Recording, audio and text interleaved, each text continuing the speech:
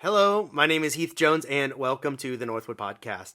This podcast is a production of my church, Northwood Christian Church, in cooperation with the good people at Wish TV and the All Indiana Podcast Network. And if you'd like to learn more about them, I'd encourage you to check out their roster of podcasts, their extensive roster of podcasts, all produced here in Indiana, at www.allindianapodcastnetwork.com, or you can simply type www.wishtv.com/podcasts, and you can find more of their offerings there. And you can also find our own page. And if you'd like to learn more about us, Northwood Christian Church, where I pastor, I'd encourage you to check out our website at www.indyncc.org. That's NDNCC for Northwood Christian Church.org.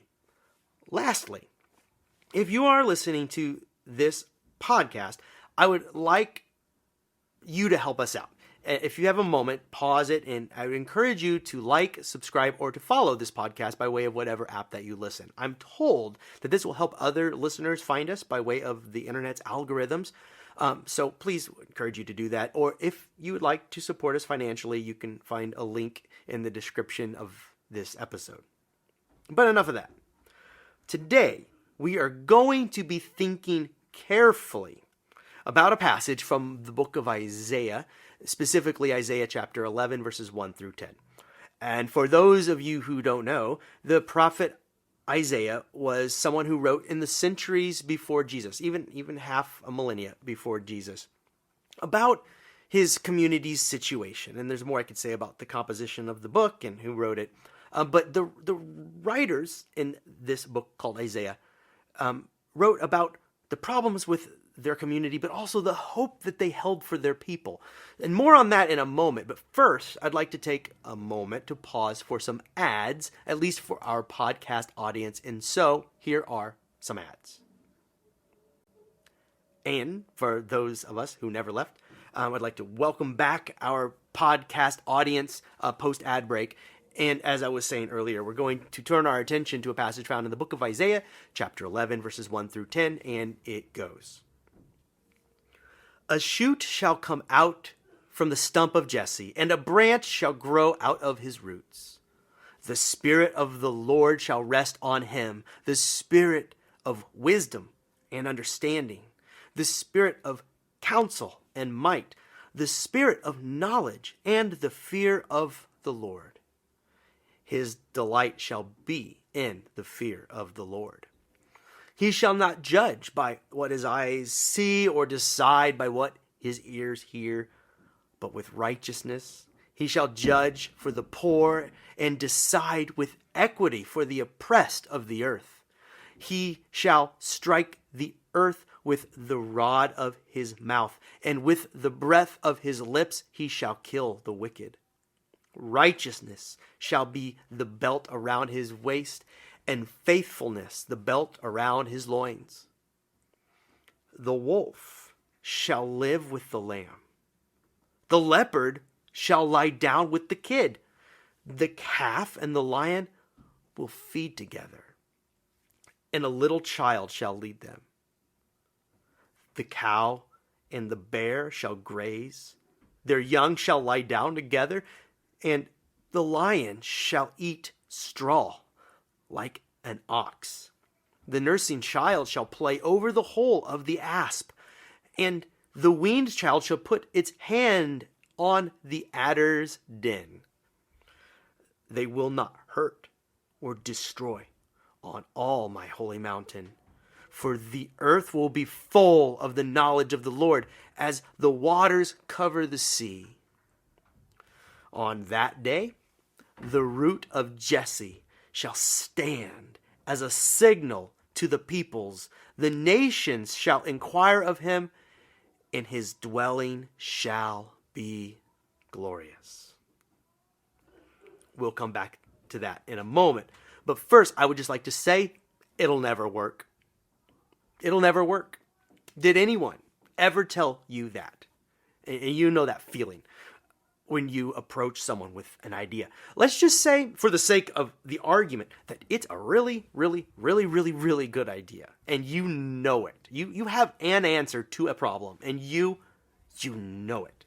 Really good idea. But when you say it to someone, they just can't or won't, you suspect, believe it. Or believe in it, or believe in you. Have you ever had this experience that I'm describing?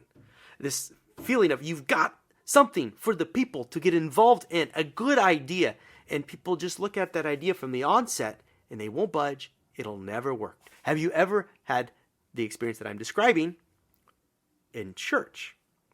And that's almost a rhetorical question there, isn't it? Of course it's happened to you in church. It's happened to anyone with a new idea in church. Someone approaches someone else with an idea. It could be anything. It could be a service project, a program, perhaps some form of art or music that they'd like to incorporate into the morning worship. You name the idea. They could be small and seemingly pedantic, or as grandiose as the highest flying idea you've ever heard. And I guarantee you that if you've had that kind of idea, it has been shot down at least once in church. It's kind of what we're known for these days. A whole bunch of naysayers. And it's a shame. Really, it is a shame, because we are supposed to be the most hopeful people you've ever met. Just last week, churches all over the globe, in fact, lit the first Advent candle, and it's called the Candle of Hope. Hope. We lit a candle, a small spark, a point of light in defiance of the darkness in the world. In defiance of all that is wrong, we lit candles of hope, suggesting that we have at least a couple of reasons to wake up and get out of bed in the morning. And why is this? Why do Christians light the hope candle on the first Sunday of Advent? Because we believe that things are ultimately going to get better. To that, all of God's people said, it'll never work. Churches, instead of offering our amens or our approvals and acceptance to these messages of hope, we say it'll never work, or some other negative comment, or an attitude of pessimism rather than optimism. And as I said earlier, it's a shame. It's beyond a shame, because our community was called together, the church was called together around a polar opposite conviction. We are a people who are called together and believe that there is cause for hope, even when things appear most hopeless as a cut down tree. Is there hope for a cut down tree? I mean, just consider seriously the opening lines of today's text from Isaiah. A shoot shall come from the stump of Jesse. A stump. A stump represents a dead tree. You can go ahead and have your fun counting the rings to see how long that tree has lived. But once it's been cut down, there will be no more rings, no more years added to its life. It is done. It is dead. Like so much else that we love. It's cut short. All good things seem to come to an end. And when that end comes, well, are we ever really ready for it? Whether we're talking about the end of an institution, or a season in life, or a relationship, or of a literal life, someone dying, we're never ready for the end. And so we cling to so much, because so much seems to be ending these days. Our institutions seem to be struggling to survive. Our churches, our schools, even our governments. I just went with my family to get this year's Christmas tree.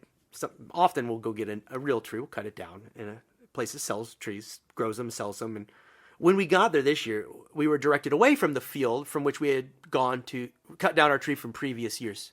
And that was confusing at first, because we're always used to turning left. They said turn right, but they told us to do that because the trees in that field had all been cut down. They'd cleared the whole field down to the stump. And, it was a depressing sight. Many memories made in that field, full of life, now gone. And so to look out on all those stumps, where before there had been rich, lush branches, trees reaching to the sky for sun, or to the sky to collect the rain, now just gone. Or left in remnants hardly worth attending to. These stumps, tragic reminders of the past for those who remember the glory of the trees. Our cultural landscape can seem much the same. A land littered with stumps of dying institutions. Now imagine if I had taken my kids over to that old field. I turned left instead of right as we were told. And I took them over to the field with all of the stumps, and then I prophesied. How if I walked over to one of those stumps to say, one day, this tree is going to live again. You wait for it, son, daughter of mine, because if you are ready and watching, you will see that out of this stump will spring a branch of life, a new beginning. Watch for it, kids. Wait for it. These trees are going to grow again. If I said that to my kids, they'd conclude I was not in my right mind. Because, of course, they know that kids don't grow from dead, that trees don't grow, kids don't grow, nothing grows from dead spaces. But this is exactly what Isaiah tells the people. He says, look at us, cut down the way we are. And they were cut down by invading armies and enemy occupiers. The people were scattered. The places of worship that they loved and revered, torn down, desecrated. But Isaiah said in so many words, don't forget about the roots. If we forget all about the roots, to quote him again, a shoot shall come out of the stump of Jesse, and a branch shall grow out of his roots.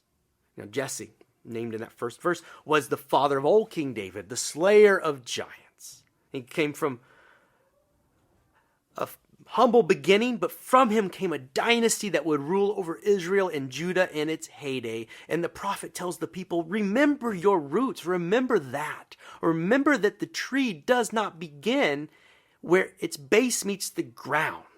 It does not begin at the stump. No, the life of the tree begins beneath the ground. And there is the story of the Jewish people, the children of Abraham, the forebears of Jesus, and in a way, every Christian. These are our roots. And the prophet Isaiah calls us to remember this. In the opening salvo of today's text, in naming their ancestor, Isaiah is reminding the people about the similar times in their past when the cultural landscape looked just as bleak, maybe worse. In other words, when you are looking out on a landscape of cut down trees, says Isaiah, remember that there are roots, and from these roots once sprang life, and new life may spring from even a cut down tree. Hear it again, reading, starting with verse 1. A shoot shall come out of the stump of Jesse, and a branch shall grow out of its roots. The Spirit of the Lord shall rest on him, the Spirit of wisdom and understanding, the Spirit of counsel and might, the Spirit of knowledge and the fear of the Lord. His delight shall be in the fear of the Lord. So after looking at his people's seemingly dead cultural landscape, Isaiah says, remember your roots. Life has grown in the past and will grow again here.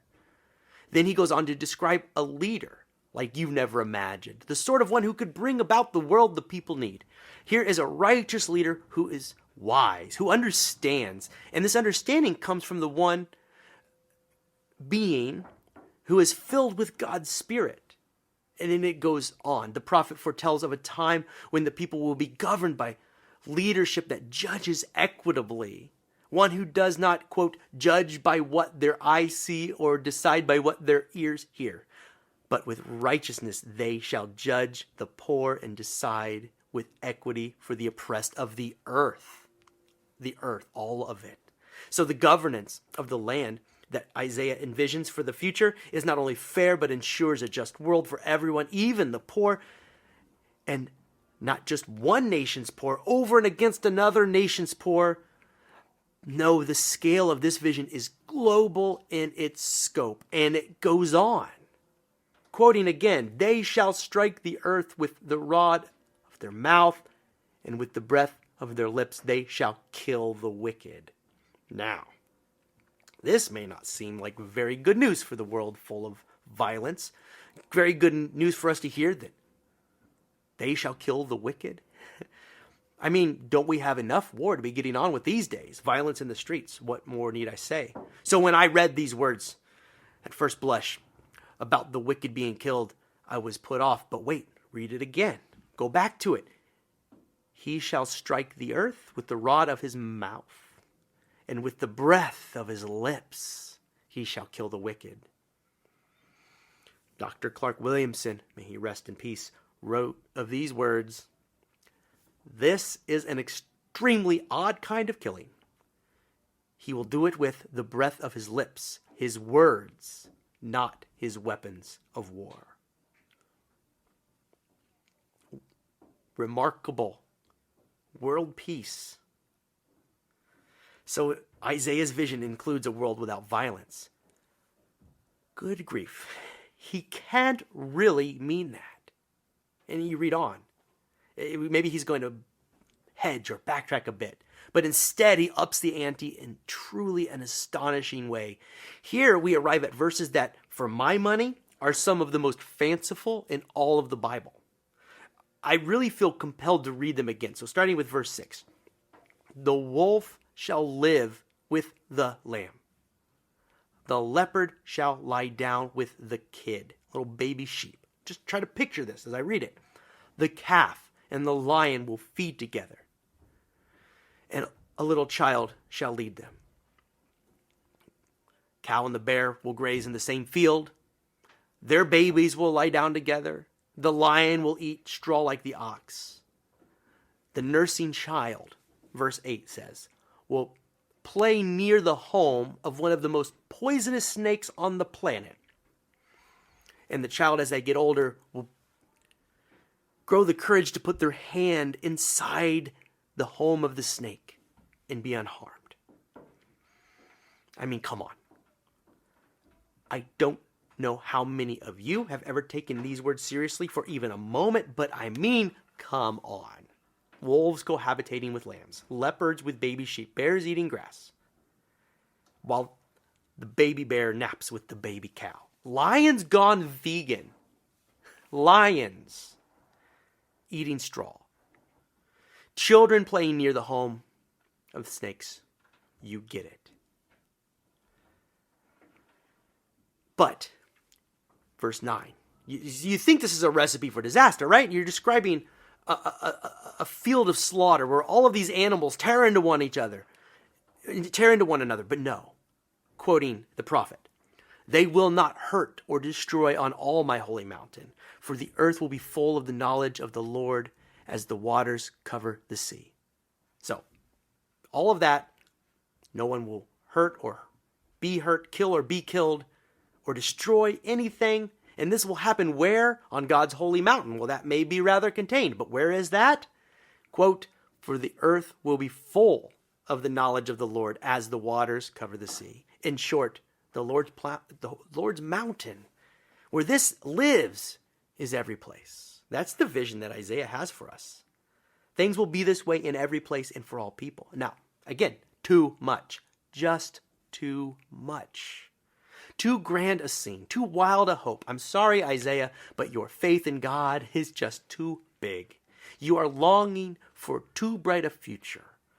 I don't know about you, but when I learn of a hope that is too reckless, like this one, me, Heath Jones, I personally try to douse that hope with a healthy dose of pessimism. That's what it needs. And what Isaiah needs is a wet blanket to throw over his fire. I mean, it will never work. Someone had better tell him it'll never work. I began by asking us to consider those times when someone threw a wet blanket over one of our dreams and ideas with similar words. It'll never work. Well, how if they were wrong? And in church, this gets to be a real problem. As we look out on a cultural landscape of cut down, nearly dead institutions, even our churches, we are so overwhelmed these days that we cannot even consider that out of these stumps might spring new life. You wouldn't know it from listening to some of the Christians talk these days, but we are called even now in 2022, with all the trees cut down or fallen, it seems, that we are a people called to a wild vision for our future. We are called to at first look back to our past and remember our roots. We are called to hold tightly to our memories of times when we felt like we had as much to hope for as a cut down tree. But then life sprang forth from places where there seemed to be no hope for life or a future.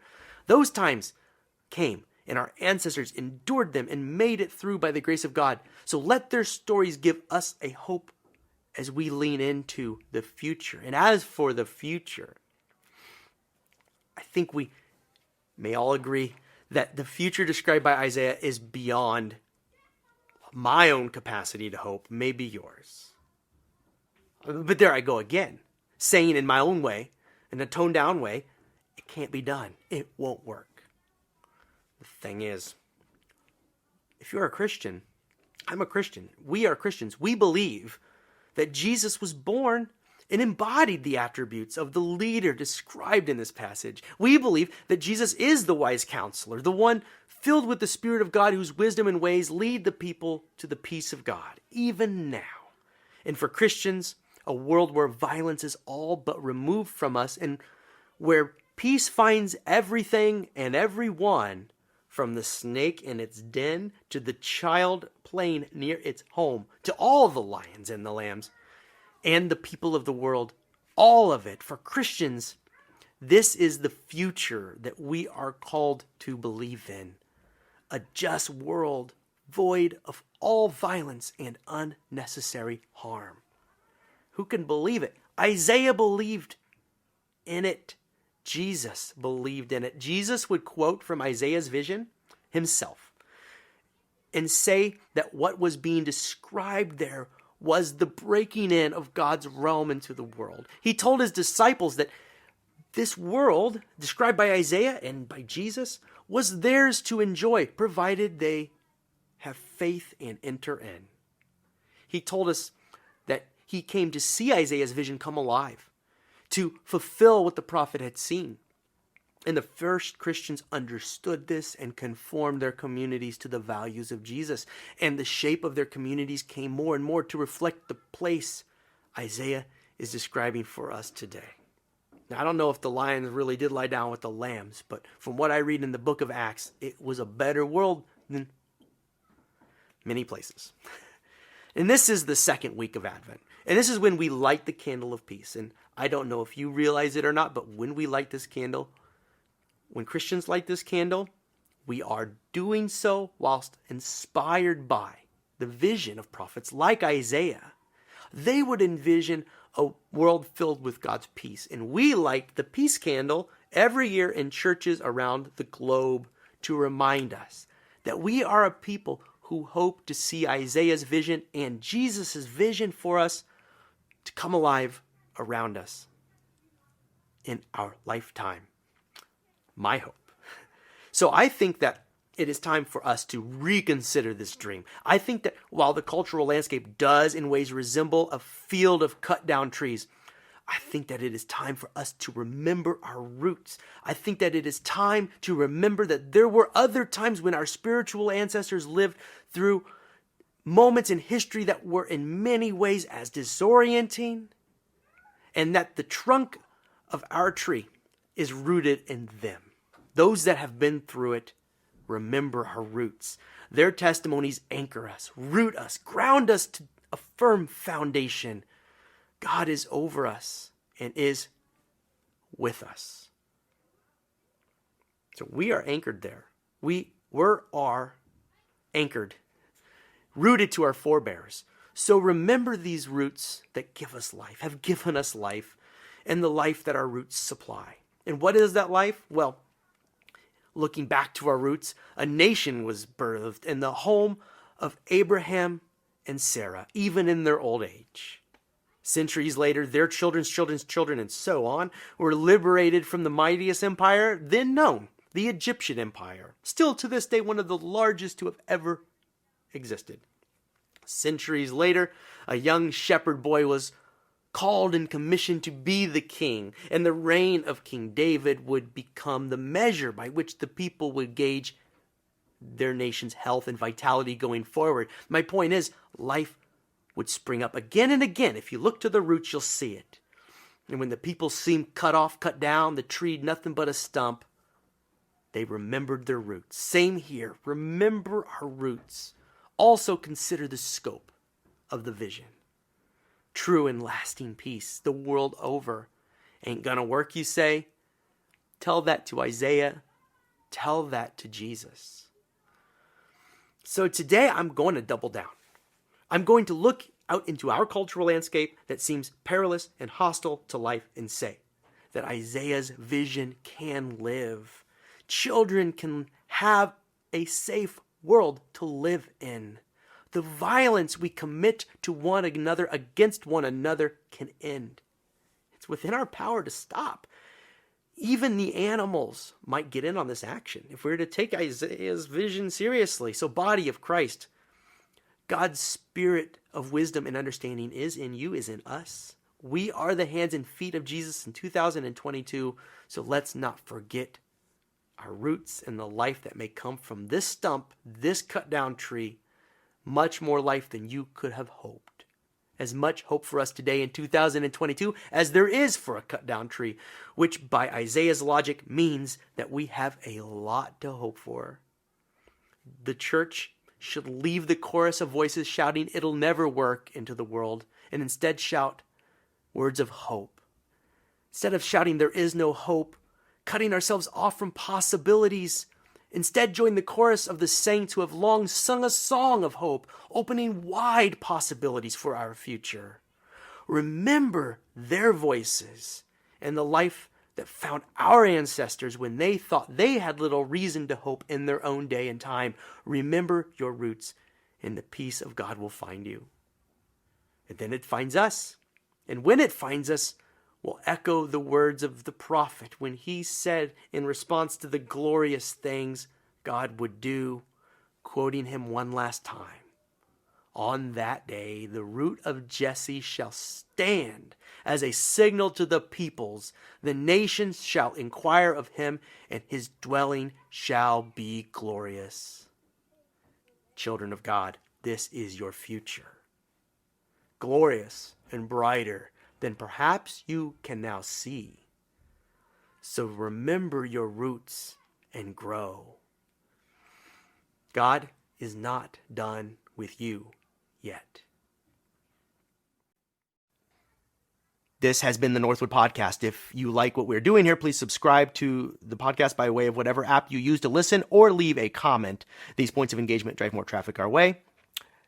Or check out our website, www.indyncc.org. And also check out the other podcasts produced by the All Indiana Podcast Network. Until next time, this has been the Northwood Podcast. I am Heath Jones. Peace.